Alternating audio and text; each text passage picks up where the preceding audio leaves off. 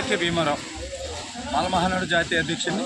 మరి ఈవేళ ఇక్కడ ఎస్సీ ఉపకులాల వర్గీకరణ కోసం నియమించినటువంటి ఏకసభ్య కమిషన్ అయినటువంటి రాజీవ్ రంగన్ మిశ్రా కమిషన్కి మా మాలల తరపున ఊవెత్తిన మా నిరసన తెలియజేయడానికి వర్గీకరణ అనేటువంటిది కాదు ఏకీకరణే కావాలనేటువంటి నినాదంతో మేము ఈవేళ మెమోరాండం ఇవ్వడం జరిగింది. ఈవేళ మంద కృష్ణమాదికి కానీ ఎవరికైనా సరే మాదికి మేధావులకు కానీ ఎవరికైనా ఛాలెంజ్ చేస్తున్నాను, అయ్యా ఒక్కసారి రాజ్యాంగాన్ని చూడండి. 341 ఆర్టికల్ చూసినట్లయితే SC reservation it is only based on untouchability factor, there is no economic factor. Mala ఈ ఎస్సీలకు ఇచ్చినటువంటి రిజర్వేషన్ అనేటువంటిది అస్పృశ్యత ప్రాతిపదికన వచ్చినది, ఆర్థిక ప్రాతిపదిక కాదు. మీరు BC reservation A to Z చేయొచ్చు, ఎందుకంటే ఆర్థిక ప్రాతిపదిక వచ్చింది.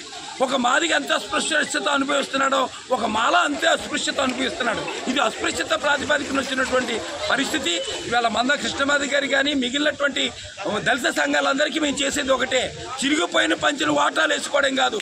దమ్ము సత్తా ఉంటే మనందరం కలబడి ఈ భూమి జాతీయం చేయడం కోసం, ఈ పరిశ్రమలు జాతీయం చేయడం కోసం, ప్రైవేట్ రంగంలో రిజర్వేషన్ కోసం కొట్లాడదామని చెప్పి మనవి చేస్తున్నాను. ఈవేళ రాజీవ్ రంగన్ మిశ్రాకి కూడా అదే చెప్తున్నాను.